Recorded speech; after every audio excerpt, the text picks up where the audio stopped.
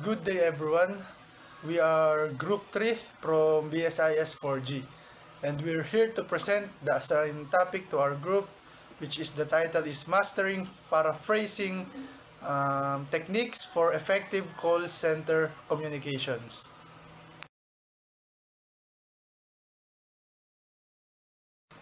And now, let's meet our group members.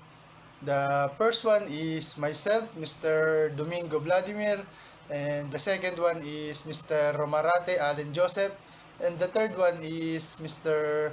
Amistoso Angelo, and the last one is Miss Andrea Porcadilla Paida.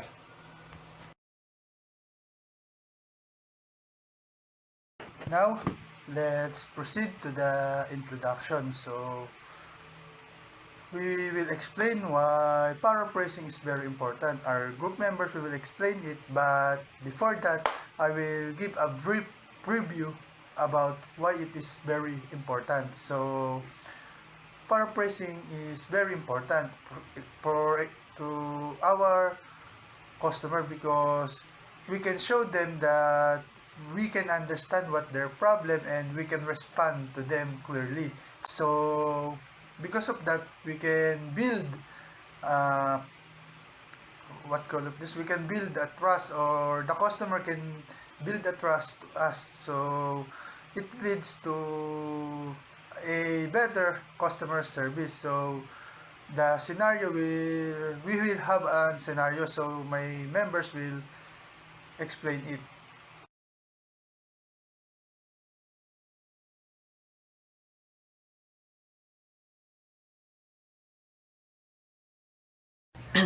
So next, when the customer says, I've been on hold for 30 minutes, do you even care about your customer? Now, instead of responding defensively, a well-trained call center agent should paraphrase the concern to acknowledge the frustration and express empathy. So the agent can say, I apologize for keeping you waiting. I know your time is important and I truly appreciate your patience. Another way of saying it is, I sincerely apologize for the wait. I know your time is valuable. Let make sure I assist you efficiently now. By paraphrasing, we're showing the customer that we're actively listening and truly understand how they feel. This approach is not only calm the situation down but also helps to rebuild trust and ensure a more positive interaction.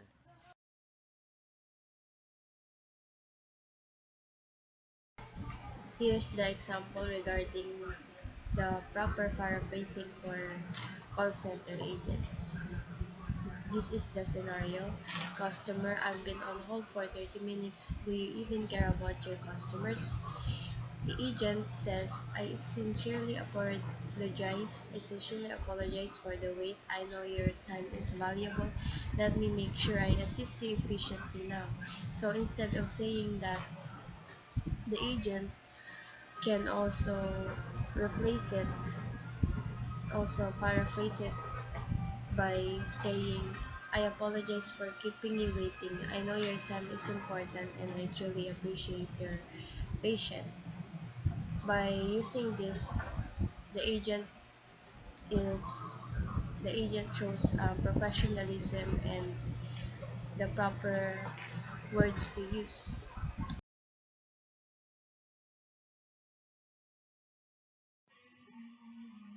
So for the scenario provided, here's the paraphrase version of each call driver and response. So for the first, the customer says, I've been on hold for 30 minutes. Do you even care about your customers? So the paraphrase response is, I understand the delay is frustrating. I help you right away.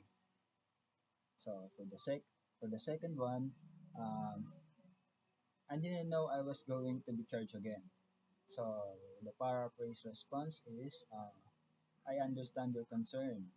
Let me guide you on how to block the card and request a replacement.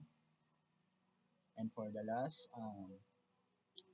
customer says, I need help because of my disability. So the paraphrase response is, I'm here to support you and guide you through the process.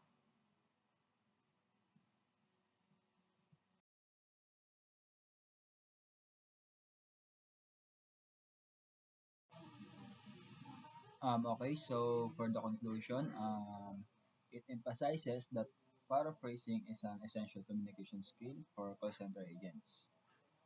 It highlights how paraphrasing demonstrates active listening, promotes empathy, and helps resolve issues calmly and professionally. So by using this technique, agents can build trust, diffuse tense situations, and enhance customer satisfaction, making it a vital tool for successful customer service.